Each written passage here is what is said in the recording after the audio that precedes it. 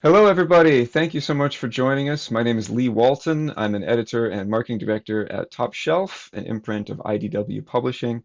I'm so proud and happy to be joined today by Filipe Melo from Lisbon, Portugal, and Juan Cavia from Argentina. And Exactly. they are the creators of Ballad for Sophie, one of the most beautiful graphic novels we've ever published. Felipe, Juan, my first question, just to introduce you to the audience here, is who are you and how did you get started making comics?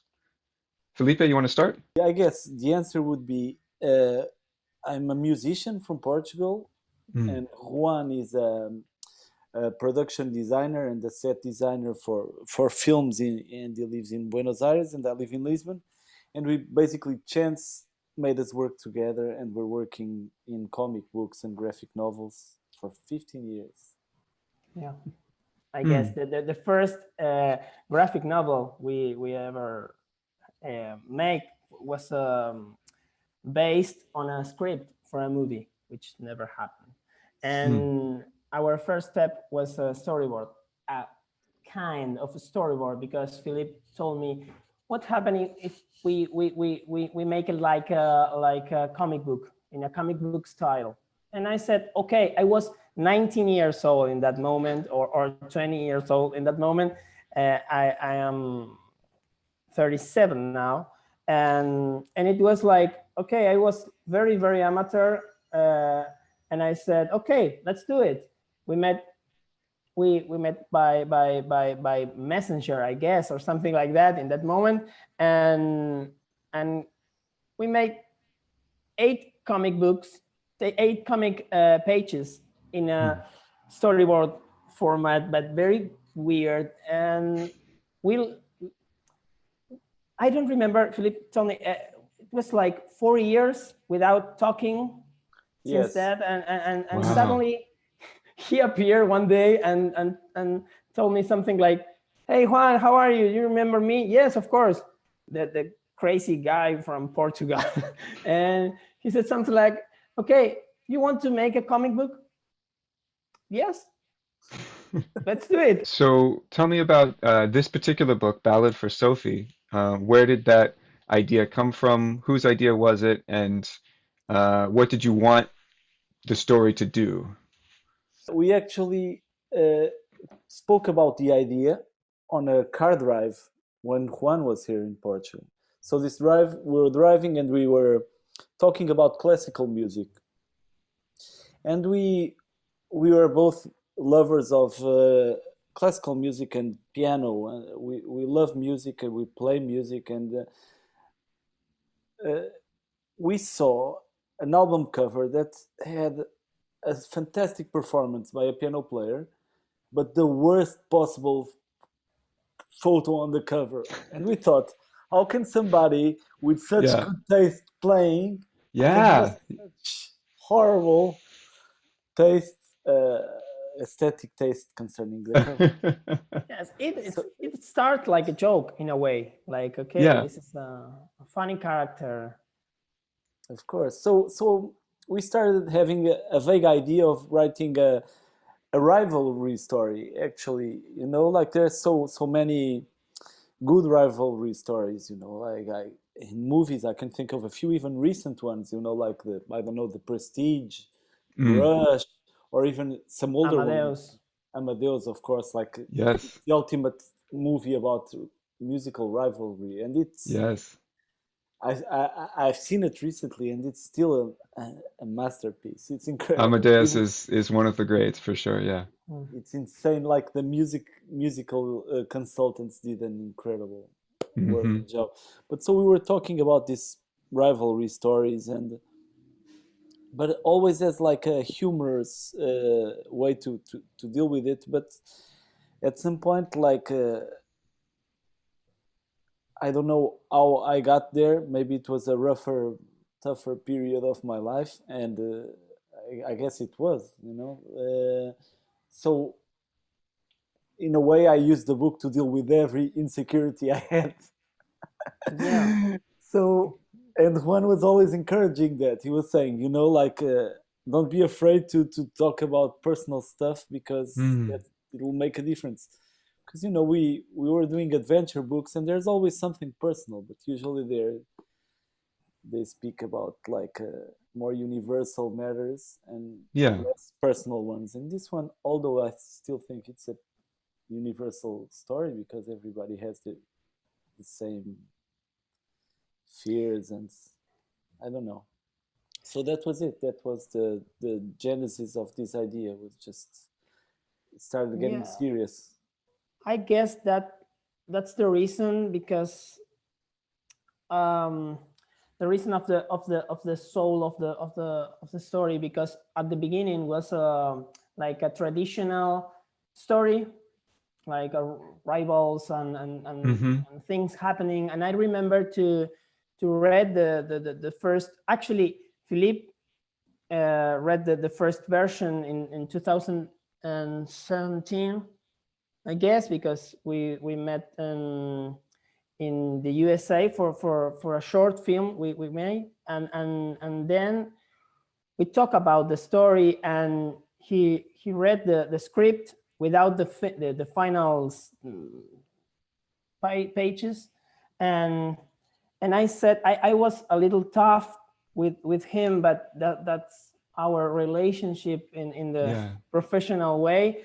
And I said, I remember, like, the first part, it's amazing, it's beautiful, and it's very emotional. The second one, it's you behind your shield, covering your emotions, and it's like Mm. a lot of jokes and things, and and I guess you're better than that. And he stopped the script, the script process, and I guess it was like almost 6 or 7 months the to re writing.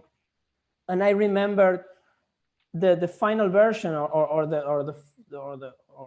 almost the final version, reading and, and realizing that this is amazing. This is a huge change. And actually, I finished the script crying a lot, Mm. and it's not common for me. I am not crying when I read something, and I am very. It's common for me to read scripts and things for the movies and stories.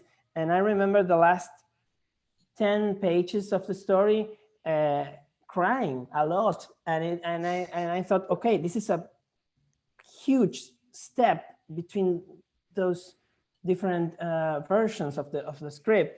So I think it's a story about musicians and rival and everything, but it's about life. It's about the curve of life, and a lot of things that all of us we know a lot, like, well, of course, love, of course, frustration, of course, expectations about life, about this is a huge curve in the life of someone who is thinking about his past, so is processing everything Yes.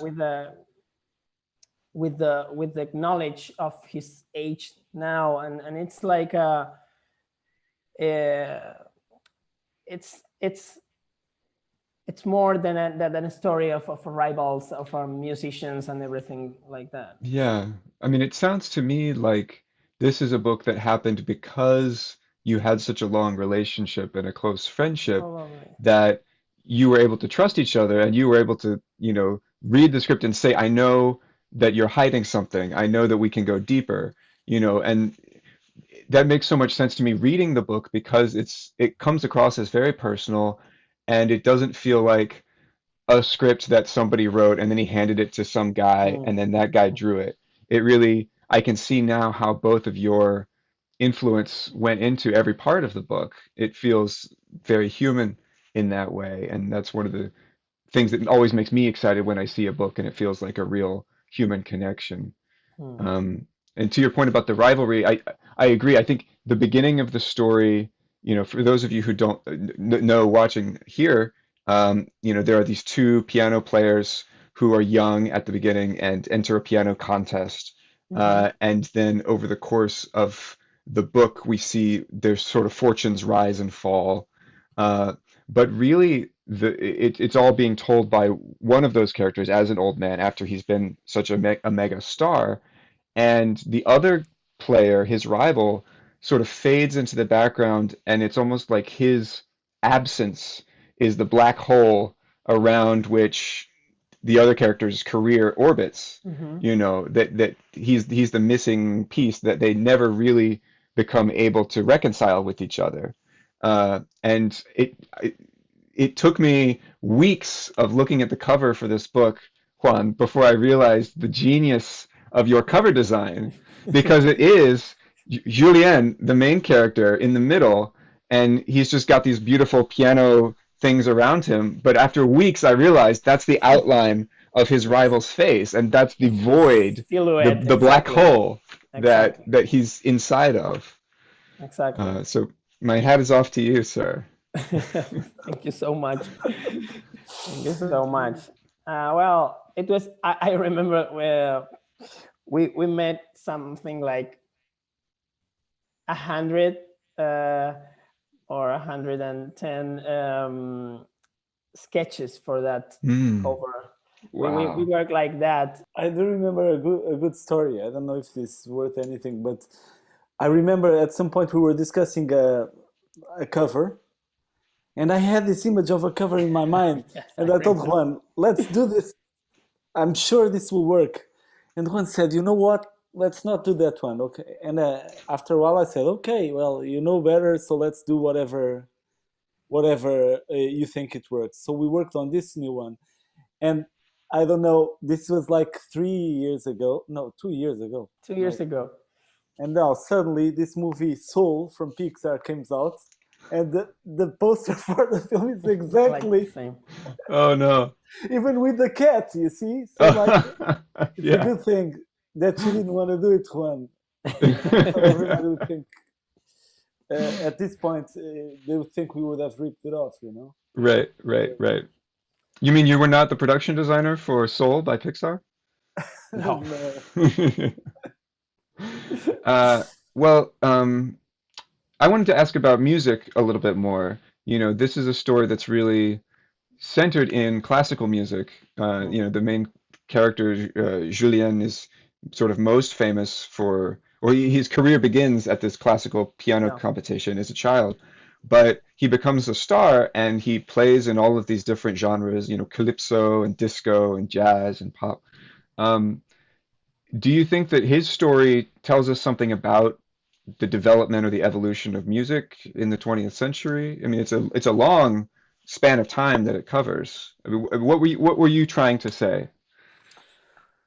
Well, I guess the main point is that well, music is music, right? And meaning that there's this whole discussion on what is good music, what is bad music. One thing I do know is that somehow classical music has become like an elite sort of thing.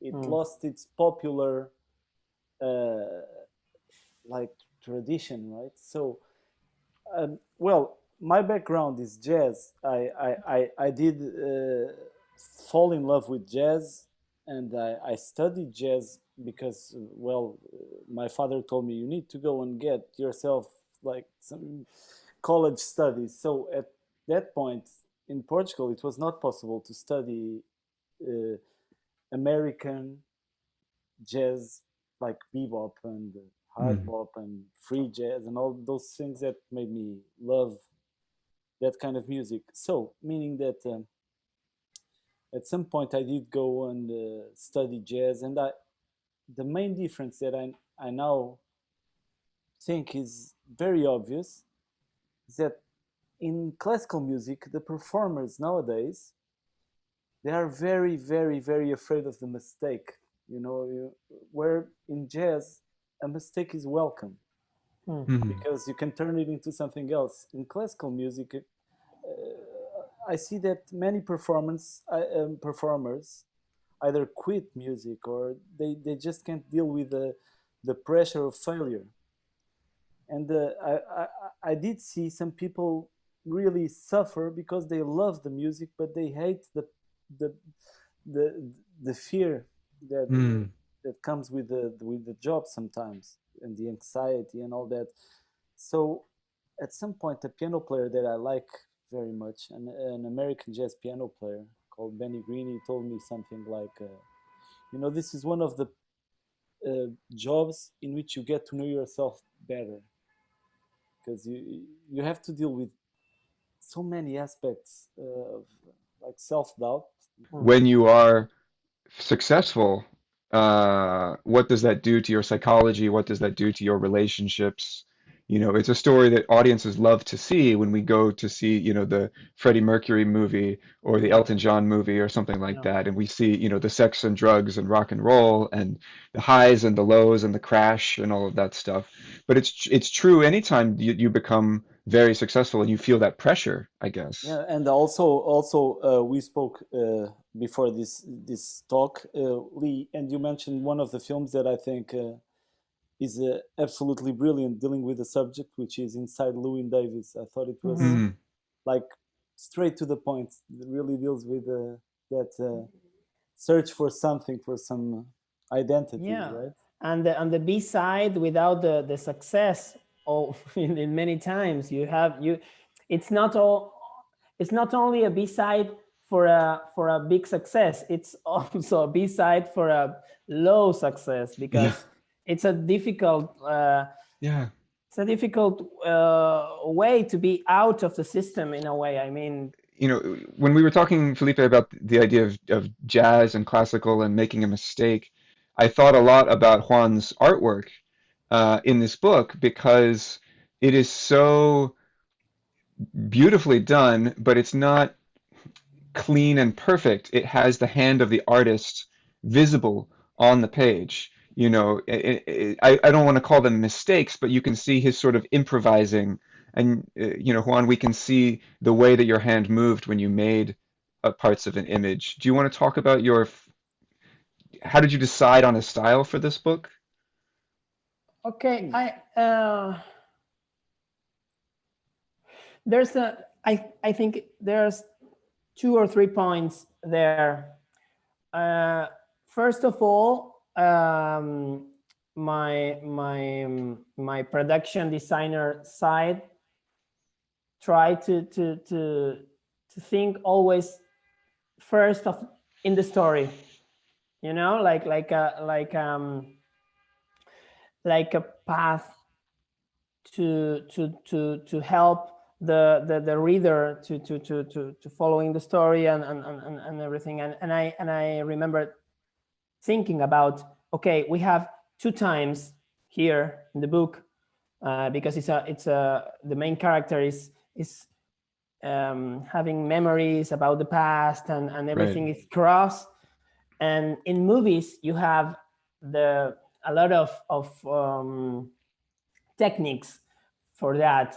And the main technique for the flashbacks is the black and white. And Hmm. it's so common that Yes. we find like a regular register, like, okay, the past is in black and white, but it's only for movies in a way, because the past of the movies, it's black and white. Yes. That's because you find that logical, because, okay, yes, in the past the movies are in black and white, were in black and white. So in comics it's weird, because if you put something in the past in black and white, it's like, why? The past is not in black and white, Right. and the comic books didn't. So I thought, which could be a good translation of Mm. that For the history of the art form of yes, comics instead of the art exactly, form of film. Okay. exactly. So I tried, it's just a searching for me, try to make that feeling when you read the book, and you jump into the past, to see something like vintage in the way of the image, Hmm. like like Hmm. like like the half tones and the color palette, and and so this is the first part of the question, because you have two or three aesthetics there, and the way that I arrived to that, it was like searching for this kind of feeling when you are reading, like, okay, this is the past of the comic, and this is the regular. And the other one, talking about the lines, the outlines, and this sketchy style, I find the sketch more warm in a way, more you see the artist when you see the sketch, because you see the lines, you see it's like Philip said, when you hear mistakes, or the I don't know, the breath of the pianist in a Yes. recording, you see, okay, there's a guy There's or a personality woman. there. Yes, Yeah. there's a person there. When you hear like a perfect recording with only the music, it could be a machine. I don't know. And I always work like a hand drawing first. This is the way that I make Uh-huh. my line, my layout, and then I make. Let me show you. Like I always work bigger than this, because it's this book. It's a little small, but it was like very a lot of pages. So I decide, okay, I need to work a little small. But Well, you definitely did not lose any detail by working smaller. It's a very precise book in many ways. yeah, It's not, it doesn't look like a kid's book or a manga where they have very open spaces. no. And I try to catch that feeling of the sketchy in the because of that warm, that kind feeling that the story has. And I try Yeah. to do it the same with the art, the colors, Yeah. with the lines, with the, I don't know. It was a search. I am not sure if I get it, but I tried. I think you nailed it, and the kind moments feel very kind, and the crazy moments feel very crazy, which is appropriate for the story. Before we go, Felipe, I wanted to talk about the title, and I want to talk about Sophie. She is the most important character we have not talked about, and she Yes. begins the story and she finishes the story. Um, and we're talking to professionals here. We can not worry too much about spoilers, I think, but it, to me, it's a story about family and Mhm. about inheritance. This idea of something that is being passed down to us that we didn't understand, but then over the course of the story, she does. So what is our inheritance from this book, and maybe what can we do with, for example, all of the great music that is now passed down to us, and what do we do with it, if we're not going to just let it die? Well, okay. Uh, well, I'm happy that you tell me that the story to you was about that. I do think it's about that also, and I only realized it in the process. As I Mm. told you before, it was a maybe a less well. Sophie, the character you talk about, actually brings that to the story, because you think the story is about something, and then you realize it's about her, and also that inheriting things is can go for good things and bad things. Yes. As I get older, I see more clearly how much a result of our parents' mistakes we are. This is so clear to me now, and sometimes you really need some years to see, okay, they weren't right. And when you realize that, life becomes a little easier, I think, because you Hmm. you kind of see, okay, this is not entirely my fault. you know. But it's still inside of you, and then you have to Yes, worry about Yeah, you passing it got down. it there. that's I think a major learning that I had not too long ago. But so Mm, you have this person who gets both good things and bad things from her parents, and I guess the good things are, is the music, you know, like. And I think also the book is for me is not only about that inheritance, but it's also about something which is very true to me, which is like the immense power of music. And it's you know, we're struggling to speak to you in English, and you'd probably also struggle if you were to speak to us in sure. Spanish. But I can see a guitar behind you, and I'm sure we could speak through music, you know, Hmm, because it's a non-verbal language, and especially in jazz music, since we mostly learn from hearing and reacting, it's like speaking a language, but we don't use words, and we find like ways to express either emotions or ideas or humor, you know, and it's incredible because we're not using one single word. So I guess Sophie conveys all this into one character because she's there not only to learn about herself, but also in a way she fixes what's broken about that, you know, about Yes. that man. He So I very guess. clearly, he needed to say this, and he had nobody to say it to until she comes to ask and him. And also, since I'm not going to worry about spoiling, I think it's very important that she hears him out. He needs to say it, and also she needs to tell him some Mm, things in order to kind of close her own story. And as I'm thinking about this, you know, like it's very, very beautiful to me because it's the first time, I guess, in which anybody who wants to tell a story knows I was about to say a bad word. How very difficult it is to tell a story. It takes yeah. so much work and so much